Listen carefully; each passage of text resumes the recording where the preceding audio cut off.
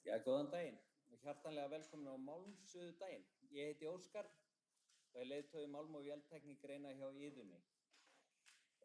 Hlutverk mitt er í raun að vera brú á milli fags og fræðslu hér hjá Iðunni og árið í ár er dálítið sérstakt, það er fagnaðarár hjá okkur en Iðan fagnar sem sagt 20 ára starfsafmæli 2026 en frá upphafi hefur markmið okkar verið að styðja við íslenskan iðnað með öflugri fræðslu og nánu samstarfi við fyrirtæki. Við viljum að þekking, gæði og öryggi séu alltaf í fyrsta sæti. En það er líka merkilegt að Málmsuðudagurinn á afmæli, það er að segja, það eru 10 ár síðan fyrsti Málmsuðudagurinn var haldinn. Og það er staðreynd, sem sagt, að við höfum haldið hann úti með hléum og breytingum, en það undirstrikar líka hversu mikilvægur þessi vettvangur er fyrir fagið og hve mikill áhuginn er í okkar samfélagi. Greinin okkar er í örri þróun, sjálfvirknivæðing, nýjar tegundir efna og sífellt strangari gæðakröfur kalla á að við séum vakandi. Stöðug endurmenntun er ekki lengur valkostur, hún er nauðsyn og það er einmitt þess vegna sem Iðan leggur ríka áherslu á daga sem þennan. Það er að miðla nýjustu þekkingu beint til ykkar sem standið í eldlínunni. Í dag þá ætlum við að fá til okkar 4 góða menn og Ólafur Jónsson hjá Nemastofu. Hann ætlar að byrja að koma hérna upp og segja okkur aðeins frá svona stöðu greinarinnar. Takk.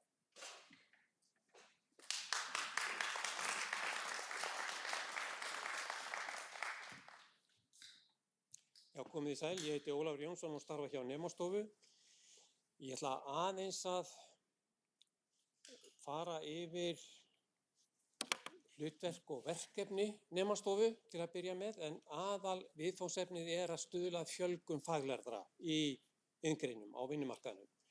En það sem ég ætla aðalega að ræða við ykkur í dag er þessi tölfræði. Við höfum verið að taka saman upplýsingar fjölda nema sem eru skráð í iðnnám, skráð í vinnustaðanám, fjölda þeirra sem ljúka sveinsprófi og þannig höfum verið að fylgjast með, þróuninni síðustu árin. Ef við byrjum aðeins á haustuninni.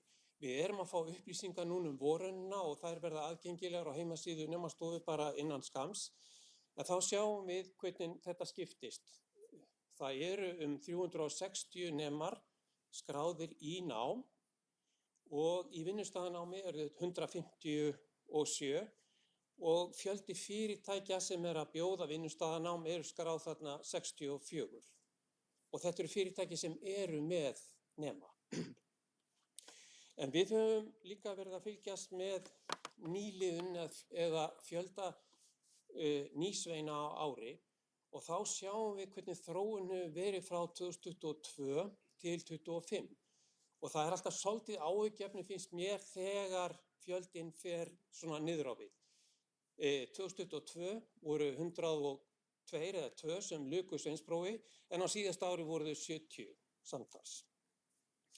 Og þegar við förum að horfa á greinar eins og blikksmíði og rennismíði sem svo dæmi sé tekið, að þá sjáum við að þessi fjöldi allavega þessar greinar eins og tölurnar birtast eru varla sjálfbærar ef við tökum með þeim fjölda sem bara hætta störfum, fara á pensjón eða eitthvað annað. En hafandi þetta allt saman þá ætla ég líka að þá er það glæra hérna, þessi hérna, sem samtök atvinnulífsins birtu í síðustu viku og þá voru fyrirtæki spurð hvers konar starfsfólk skortir helst út á vinnumarkaðnum. Og bláa línan, sem er mjög afgerandi þarna, ég vona að þið sjáu þetta, að þá er það flest fyrirtæki tala iðnmenntað starfsfólk. Við sjáum þarna árið 2024, þá 50%, árið 25 voru þau 68% og á síðasta ári, núna það 60%. Þannig að það mikil vöntun á iðnmenntuðu og faglærðu fólki þarna úti. Þetta finnst mér svona gefa mjög góðar vísbendingar.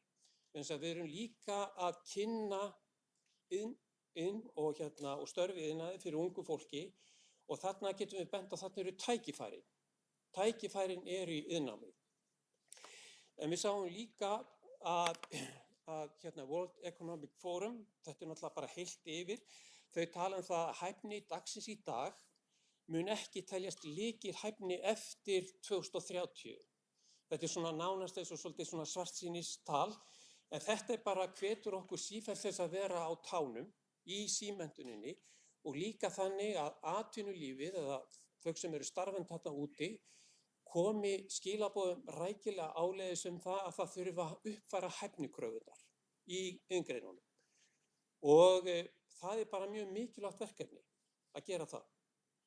Símenntunin og það að vera með nám í boði sem mætir kröfum og væntingum atvinnulífs náttúrulega bara lykilatriði ef við ætlum að mæta áskorunum framtíðar. Og aðeins þetta, við sjáum það skortur á faglærðu fólki í flestum greinum, en við þurfum líka að hafa einhverja svona tækifæri eða möguleika til þess að meta hver þar nýliðun í raun og veru að vera. Við sjáum það ef við tökum blikksmíðina og rennismíðina áðan, að þá sjáum þegar þetta eru innan við 5 sem eru að ljúka sveinspróf á ári, þá getur það ekki talist sjálfbært. Þannig að það þarf að mínum að bæta þar í. Og það mjög mikilvægt, svo ég bara ítrykki það að huga hæfnikröfum í iðngreinum og að áherslan verði á lykilhæfni og þróun starfsgreina.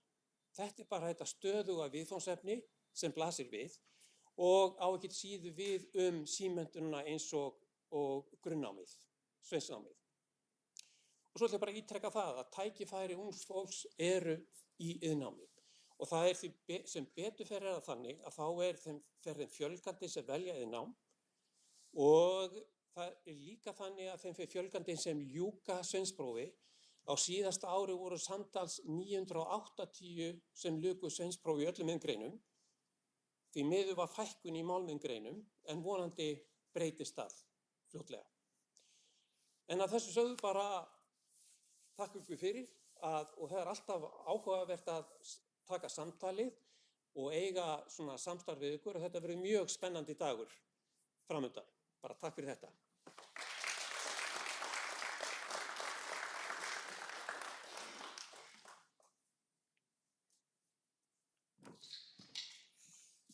Þakkum Ólafi Jóns.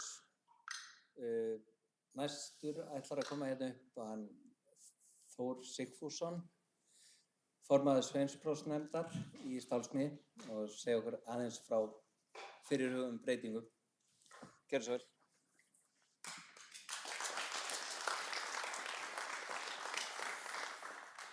Góðan daginn, takk fyrir komuna. Það búið að vera fyrirliggjandi í svolítið tíma að breyta suðurhlutanum á sveinsprófi í stálsmíði og hún loksins komin á koppinn og verður fyrst núna í sveinsprófinu sem núna í mars. Gamla prófið áratuga gamalt og miðaðist mest við bara pinnarsuðu og loggsuðu. Við ákváðum að færa það yfir í að vinna eftir suðuferlum og þannig að menn þá taki bara prófið eins og hæfnispróf eru tekin í dag. Þá notum við bara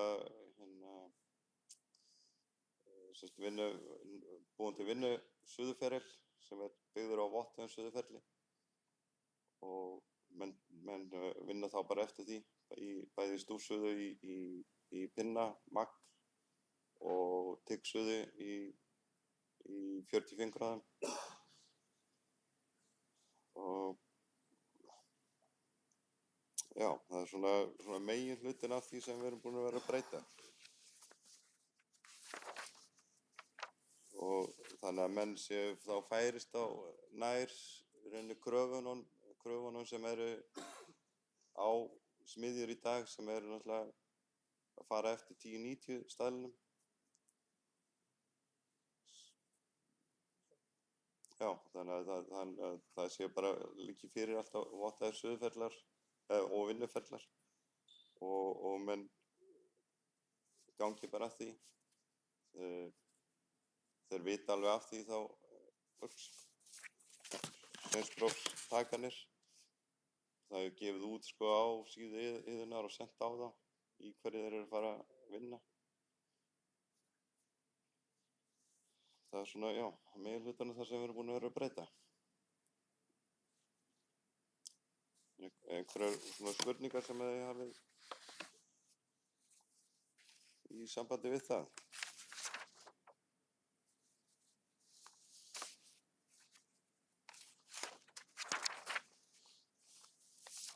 Þetta er þá bara raun uppfærsla bara upp í nútíman á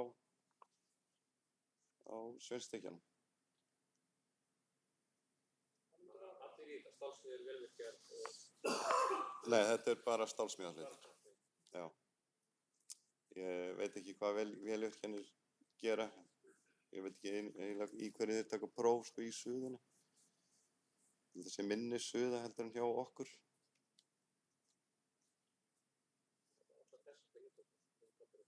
Já, en allavega þetta eru bara þessi standardpróf, uppsuða, stúfsuða og til hliðar bæði í pinna og magg.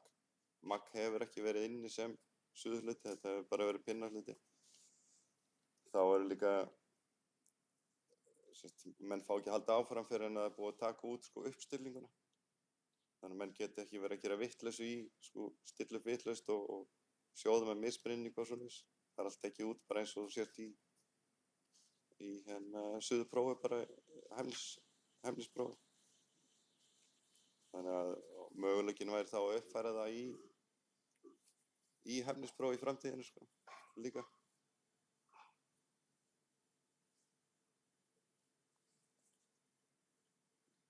Svo ég bara takk fyrir mig.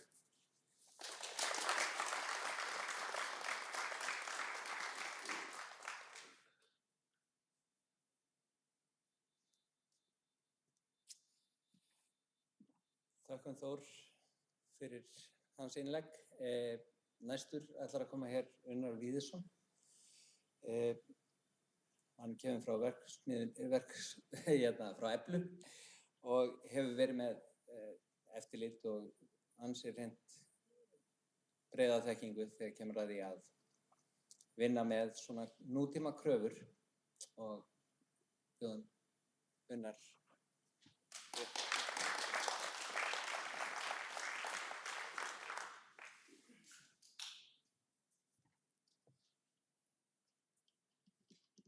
Svona.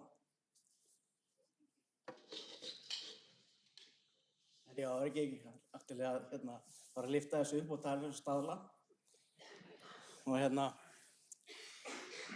þessi færi og svona. Þetta var það sem ég fengið til þess að taka fyrir og þetta er gott áframhald af því sem var hér á undan og í rauninni rétt að útskrifaðir einstaklingar fái sitt hæfnispróf sem gilt bara. Það væri svona mjög sniðugt framhald. Sko, eins og ég segi, eins og Óskar segir, þannig ég kem frá Eflu verkfræðistofu, búinn að vera þar. Ég er búinn að vera með námskeið varðandi staðlana sem eru okkur lífið mikilvægir. Og það er þessi svona komast yfir þennan ótta að opna staðal og halda hann sé hættulegur. Þetta eru bara hreinlega hjálpartæki fyrir okkur og svona bara góðar, hvað maður segja, svona aðferðafræði bara sem er bara viðurkennt. Þannig að allir það sem vinna eftir þessu, þeir geta séð að þetta er eitthvað sem virkar og hefur reynslu á. Og það er þessi saga, þessi gamla saga sem við erum svolítið lengi að átta okkur á að nú er komin heil 12 ár síðan að þetta var innleitt sko. Við erum samt að koma núna á betri stað með þetta allt saman, bara CE-merkingar og hæfnispróf og þessi gæðakerfi sem þarf að vera með þeir sem að vinna við þetta. Innflutningur á bara tilbúnum stálvirkjum hafa verið mismunandi vottaðar og kannski ekki með þessari CE-merkingu sem í raun bara krafa.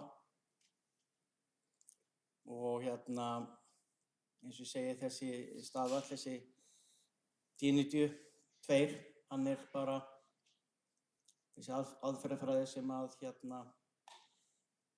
sýnir í raun hvernig á að vinna hlutina, og þetta einfalt að vitna í þetta í hönnunargögnum og líka auðvelt fyrir þá sem eiga að vinna hlutina að sjá á hvaða hátt á að gera þetta. Þannig að allir séu í rauninni á sama stað með bara sína vinnu og líka vita í hvað þeir eru hreinlega að bjóða. Þetta algengt þegar kemur að tilboðum, þá sagt, ég vissi ekkert að þetta væri svona. Ég hef aldrei lesið þennan staðal. Þetta virkar ekki lengur sem að fá afslátt, þú verður bara að halda áfram með verkið, það bara þannig. Og margir eru bara hreinlega búin að koma sér inn í þetta og eru bara konum með einstaklingar sem eru búin að sökka sér aðeins í þetta. Það var bara óvart að ég datt inn í þetta og svo datt ég alltaf lengur og lengur og dýpra, þannig að endaði með því að að kenna þetta sem ég átti ekki að vona, en það annað. En sko þetta allt bara, eins og ég segi, það eru bara hönnuðirnir sem að koma þessu í útboðsgögnin. Ykkar þú að vinna eftir þessu, hvort þau eru hönnuðir eða ekki, þá þetta bara öryggi fyrir ykkur og fyrir þá að þetta sé bara samkvæmt þessum viðurkenndu verklagsaðferðum og allir þá sammála það að þetta sé í lagi eða eigi að vera í lagi þegar búið að skoða. Það náttúrulega, mismunandi þessi flokkar sem að þetta lendir í, 1 upp í 4, ég ætla ekki að fara ofan í það núna, en svona helstu eru það sem verið að vinna hérna á Íslandi, þessi XEQ/2 og 3 og þannig að það svona, þá aukast þessi, það sem verið að skoða í rauninni, þetta mjög svipaðar kröfur, örlítið meiri nákvæmni kannski, en þetta ekki eins mikið stökk eins og margir halda að þetta sé bara, að þetta sé of erfitt til að fara í, en það bara yfirleitt eru það að vinna eftir þessu á þess að bara vita af því. Það eiginlega það sem að þetta snýst en það svo auðvelt þá að átta sig á því að hafa þetta bara skráð, þetta snýst allt rekjanleika í rauninni og þá þetta, eins og bara CE-merking í rauninni ekkert nema rekjanleiki. Þannig að bara einföldun á því. Og hérna er ég að sýna töflu bara úr staðlum sem sýnir bara það sem við þurfum að hafa, vegna þess að þarna það sem ég kem með næst, það 38-34 staðallinn sem í 4 hlutum. Og það þessi gæðastaðall fyrir svona suðuvinnu sem kemur kannski til ykkar meira og það svona, eins og ég sé oft að svarta á svona námskeið, þetta uppáhaldsstaðallinn minn, það voru gaman að lesa, hann voru þægilegur, leiðbeinandi og rosalega svona, það bara common sense mikið í honum, þannig að þetta segir manni rosalega mikið og svona þægilegt. Og ég ætla að sýna ykkur mynd, ég fengið til þess að skoða álramma sem voru að koma til landsins í haust og ég voru að koma frá Ítalíu og það var allt saman vottað og svoleiðis en sko þetta afraksturinn sem kom sko, það var held ég má segja hver einasta suðagölluð af þessu, þannig að það er ekki bara nóg að hafa þetta gæðakerfi upp í hillu. Það þarf að láta þetta fylgja alla leiðir á gólfið og þannig að allir sé að taka þátt í þessu og þarna eru líklega 100 álramar sem voru sendið tilbaka og þetta svona, þú veist, þetta eitt af því sem að koma sem að á að vera allt í lagi en þú veist, þetta bara, þarna bara verið að vinna með já, raskatunni sem maður segir. Já, en það sagði svona, þú veist, svo bara til að einfalda þetta fyrir ykkur, þá eru þetta staðlarnir sem við þurfum að nota. Og, nei, þetta er eins og svona, já, hvað maður að segja, leiðbeiningar, einfalda leiðbeiningar þar sem þetta fara, þú veist, ok, þetta fara úr þessu gula, þetta bláa, þetta fjólubláa, þú veist, þetta er í rauninni, fyrst þegar maður horfir á þetta, þá er þetta svona eins og sért að fara að henda þér í sjóinn, en svo er þetta svona bara, þetta er nokkuð common sense í þessu. En ekkert endilega til þess að vera hræddur við. Þetta er svona uppskriftin, en þú þarf kannski bara að nota 5 hráefni í þessu. Þannig að það er, maður tekur þetta eins og bakstur. Þarna eru þessir flokkar 3, þetta er aðalega sem ég er að tala um, þetta er svona eftir það sem þeir eru sko í röðinni, þar sem þetta er fyrirskrifað og svo er þarna, vil ég líka koma inn á gæðastöð á Suðurmóla, sem Gústa kom að stað á sínum tíma og sem er eiginlega rosalega gott ef að sá einstaklingur vinnuna sína og er að fara niður á gólf, er ekki bara uppi vegna þess að það er svo mikið að gera og gerir ekki neitt í þessu. Það er bara mjög algengt, búin að koma nokkrum stöðum þannig. Það er alveg óbáslega dapurt þegar þú ert bara með eitthvað upp á vegg sem að sem segir hvað er frábær en þú sinnir samt ekki vinnunni þinni. Það er bara býsna algengt, vonandi að lagast. Suðurbókhald, það er því sem hann gerir eða sér að búa til. Það er í rauninni bara, eftir að þú ert búin að gera þetta einu sinni, þá er þetta bara svona einfalt og allir eru bara vinna saman í þessu. Ég sá núna til dæmis bara á Hellisheiði, þá eru aðilar komnir með svona laserapparat, þannig að þú veist það er ekki lengur einhver túspennar og svoleiðis.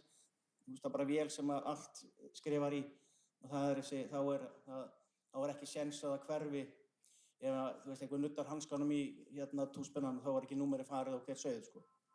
Þannig að það er allir að fara svona þess að stað með því að gera betur. Það er bara hreinlega. Við erum komnir inn í nútímann og við þurfum að halda okkur þar. Þetta eru þessi, hvað maður segja, skírteini, svona vottorð sem að þarf að vera það er smiðjur sem ætla sér að smíða stálverki. Þá er þetta svona eitt af því sem að þarf að hafa upp á vegg hjá sér. Við erum búin að fá vottað og Jakobinu minn, hann þetta er allt mert Nord, skrítið. Hann er iðinn við að kíkja á staði og fara yfir þetta. Skilagögnin sem að þarf að koma inn, það gleymist oft þegar að er búið að ljúka verkinu.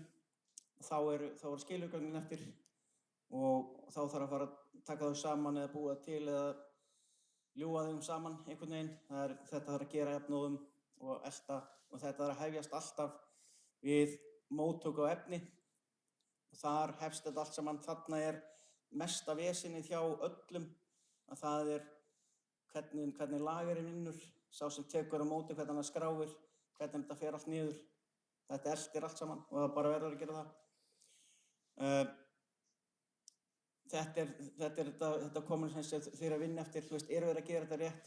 Við erum alltaf að flýta okkur og einhvern veginn loksins þegar efnið kemur, þá komið vont veður og snjór, sko, það er allir að bíða eftir núna að sé að koma efni en þá er gott veður. Þetta er endalaust á þessu landi, það er alltaf sama sagan, það er alltaf við erum alltaf aðeins og sein og það er alltaf að vera að flýta sér og það er vonandi að batna líka, þannig að við getum svona verið á réttum tímum með svona allt saman vegna þess að aðstaða suðurmannanna og bara umgengni við vélar og svoleiðis, þetta er svo mikilvægt.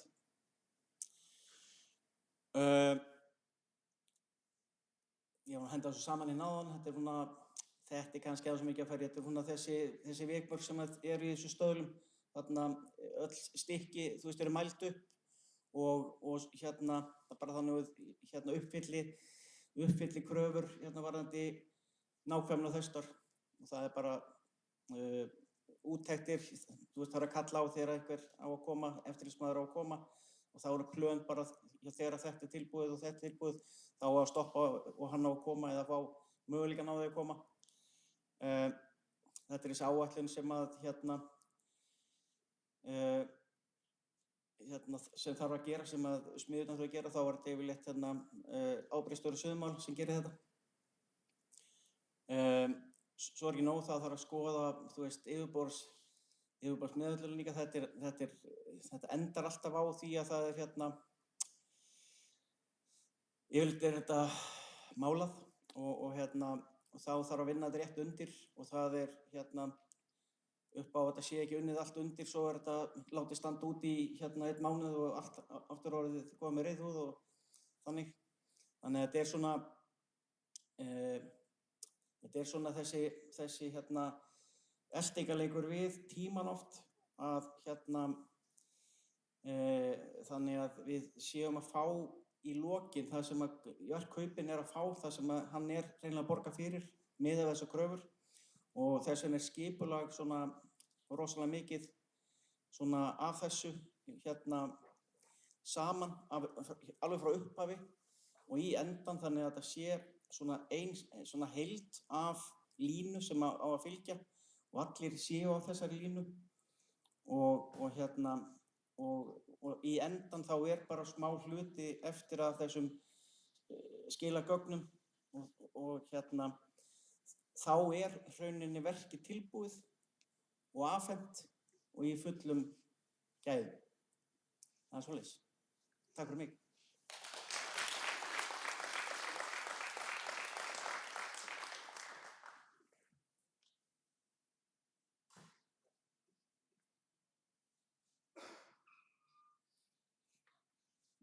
Þakkum Unnari víðs fyrir.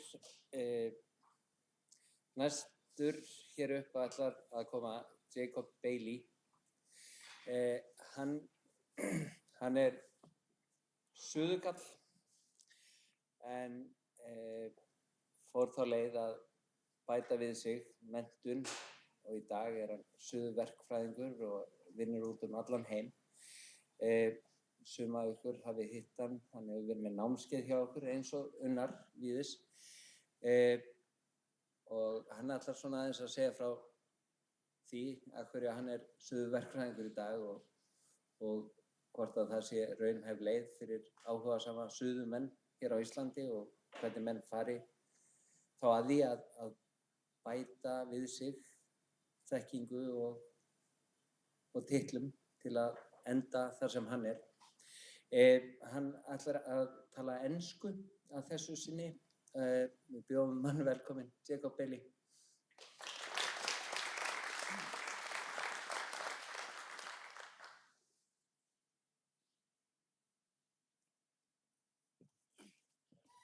I understood every single word of that, Oscar. Thank you very much. I hope you're all right. I'm going to bore you to death now for 5 minutes about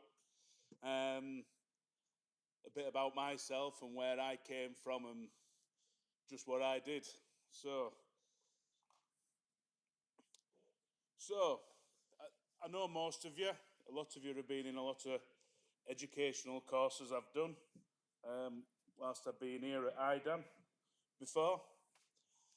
So it's just a bit about my background, how I became to be a welding engineer, how I went from getting these mucky every day to getting something on the end of my finger now and having to go and wash my hands.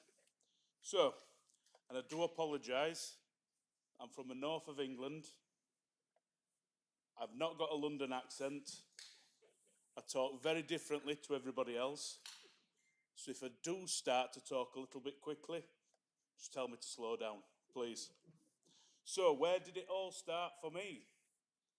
Yeah, 16 years old. Obviously, that was 2010. I know I look a lot older than that. for years have not been kind to me, and I had a very long paper round. 2010, no jobs in the UK for young people. I found it extremely difficult. I left school with all my grades. I had three choices: a college or university route. Don't think the drinking culture would have exactly suited me. I don't think I'd have still been here around to tell the story if I did. Do I go straight to work at a local factory, or do I do both and get a trades apprenticeship? So I decided to become a welder. It was the only option I had. At the end, it's probably the best decision I ever made. You'll see there on the picture, I started at a place called Billington Structures, and Oscar and Ilmar were very kind to come to the UK and visit Billingtons, where I started 16 years ago. It's one of the UK's biggest structural steel factories. Coming from 16 and being at school and wrapped in cotton wool to going to work with 100 other guys who were all ex-mine workers were very interesting. Yeah. There were a lot of things that were quite different. So, I absolutely loved every second of it when I first started. And I do find myself thinking I was very lucky to find welding. It was something contrary to popular belief, I weren't a bad welder. But I just loved it from every second. The first time I actually laid a weld, albeit very badly, I enjoyed it. And also being 16 and having a bit of cash to flash around town weren't a bad thing either. So that were even better. Yeah, so like I said, loved every minute of it. But everything good comes to an end. I finished my apprenticeship at Billingtons. I then decided I think there's a bigger world out there to explore. So I started moving on and learning at different places. I went to offshore oil and gas structures at John West Engineering. I then went repairing all sorts of steel structures inside an actual steelworks. I then went on, luckily enough, I went on to work on the Houses of Parliament structure in England. I don't think a lot of people in England blame me a little bit now for repairing the structure. I think they'd rather have seen it fall down, but that's them. So yeah, I went to repair welding that structure. I then thought, there's got to be another chapter to this. There's got to be something else to this welding business, what I can move on to. So, luckily, at one of my previous jobs, I run into a guy called Chris Oakland, and he probably gave me some of the best advice I've ever been given at 20 years old. He said, stop what you're doing. He says, go and get a welding inspector's ticket. He says, and just have a go at welding inspection. He said, because that's your next natural career progression from being on the tools. So I did. So being from on a shop floor to then learning how to be a welding inspector were quite different, because it was poacher turned gamekeeper, which were very interesting. So when I used to look at an inspector come in and try and hide everything, I already knew what they were going to do before I came on the shop floor. It was difficult. Obviously, my wife were really happy at the time, 20 years old, you know, child on the way with, and me doing all my education. Luckily, she was very supportive about that. So I then took an actual pay cut to become a trainee welding inspector. Luckily, I did enjoy it, you know, reading standards and everything. It's not everybody's cup of tea. I'm sure Unas in this category likes reading a good standard. Luckily, a place took me on, Artwell Manufacturing. I were only 20 at the time. They took me on and gave me a pay cut and invited me to the real world welding inspection. After that, within 6 months, I was a welding manager at Hartwell. So I looked after probably the biggest green energy projects in the UK. That were a baptism of fire. Very different to turning up to work at 7, clocking out at 4, forgetting about it.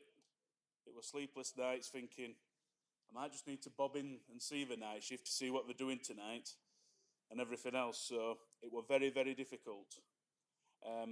That's just some of the type of things we used to manufacture at Hartwell, and I'll come on to those in a little bit of time.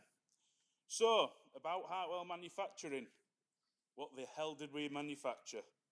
Stainless steel and super duplex pressure vessels to American standards, structural steel chimneys in accordance with 1090 and 13084, carbon steel pressure vessels, chrome molybdenum headers, whatever you wanted they would make.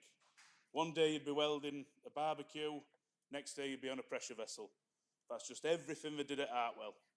And luckily enough, that was probably the best experience you could have ever wished for. So, like everything, good times come to an end.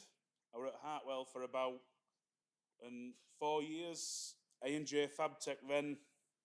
I went to work for a place called A&J Fabtech, who did exactly the same as Hartwell. Just the money were better, obviously, you know, and that's what we all get up and go to work for, I'm afraid. I then joined probably the world's largest offshore pump provider in Leeds, a place called Sulzer Pumps. Luckily, I became the welding expert group lead there, and I had another 6 people to look after on an international basis, which were quite daunting at the time. So, obviously, the oil crash happened in 2020, which were absolutely fantastic. Yeah, really, really, really good when the oil price hit 0 and everybody were running around the company figuring out what to do. £120 million contracts from BP put on hold overnight. Unfortunately, it was do this or you're redundant sort of aspect that happened. And then I thought, take my money and have another crack at the real world. So I then decided to open my horizons and do a little bit of contract work. So I worked on rolling stock repairs in the UK to 15085 standards. I worked on gas pipeline networks in the UK, backup power generation to nuclear industry. And then I met a guy called Steve Brown when I first started, who took me to TUV. And for some reason, I ended up doing a little bit of contract work at TUV, and now I'm here full time. I still ask myself how that happened, but yeah, my boss is the best salesman in the world. So just a little bit about what we did, what projects have been involved in. So Hartwell, Alexian Pharma Energy Centre, Cochrane Limited, whoever they were, big Irish company. We designed and contracted a 50-metre structural mast right in the middle of Dublin. If that were to collapse, there'd be a fair little bit of an incident. Yeah. None of you would be getting any paracetamol if that collapsed. So we'll just put it that way. Just carbon steel and stainless steel, but that's the type of projects we used to run week in, week out at Hartwell. 1090 and Seasoned, what standards on that? Jack and St Malo oil rig, Sulzer Pumps, the world's largest oil rig. I think it produces the world's most amount of oil. We provided the world's most powerful pumps on that project. You could shoot a water jet through somebody a mile away. So I didn't want to be in front of that if anything happened. They had to be quite safe. And also, environmentally minded people don't like oil leaking into the ocean, so it had to be right. So carbon steel, martensitic steels, whole range of alloys that were used on pumps. Very interesting projects, because these projects lasted 6 months in the design and phase and everything else. They took 3 months to manufacture out of the door, so they were 12-month projects. So that's just a quick overview of Sulzer and what Sulzer did and their workshops. There were another 2 of those workshops, so it was quite busy. Yeah. And obviously you can see the scaffolding around it were very, very health and safety conscious. We weren't allowed cups on the shop floor in case we got debris inside us. So basically how you can progress from being a welder to being a welding engineer, just a typical example. You start with a TUV wedge inspection course, welding coordinators course, which I know a lot of people have done. You can then move on and do an HNC in fabrication, and then a master's degree in welding engineering at Cranfield. It is, you know, that's a nice little route to take. It's not the route I took. I didn't have a straight line. I had a really, really wiggly line. So I was doing all home education. So, but best of all, nothing really beats experience and working on projects and what you're doing at the minute. So, just a little bit about TUV and who the hell is this guy from TUV standing there? What do they do? We are a technical certification provider. We work with lots of different companies all over. We hold all our own accreditations, both in the UK and Europe, due to that little issue we had in 2016 with exiting a little union that we didn't want to be a part of. So we now have to hold 2 sets of accreditations instead of 1. The UK is basically copied and pasted wherever's in Europe. So exactly the same, just 2 sets of documents now, which makes my life a lot easier. Yeah. So we're accredited for welding services. We do welding procedures, welding audits, all that good stuff, as you probably already know. We're standalone, TUV UK, part of a TUV Nord group. It's a really, really strange way around how all the business is done, so I'm not going to go into that because that's a different presentation for a different day. This will just give you some areas that we're involved in, or were involved in. So EPAs, endpoint assessment providers, that's basically journeyman's test in the UK. Journeyman's test involves us having to go and sign your welders off. That's it. Yeah. We're involved in ASME, so American Society of Mechanical Engineers. I sit on the AWS committee and the ISO committees for welding standards. So you can imagine how boring my email trails are. There's nothing interesting in my email files at all. Yeah? And we do all sorts. So if you can put a safety certificate against it and an audit against it, there's a good chance that ATUV will be there sniffing around it. Yeah? This is one for all the people who are involved in system management and all that. We split it to UV. They do their thing. Alt welding team do theirs. Because there's a little bit of a difference in personalities. Yeah? And if any of you want to get in contact with me at any point, lay me details. Just no 12 o'clock phone calls on welding. Please. Yeah. And that's it. Thank you very much.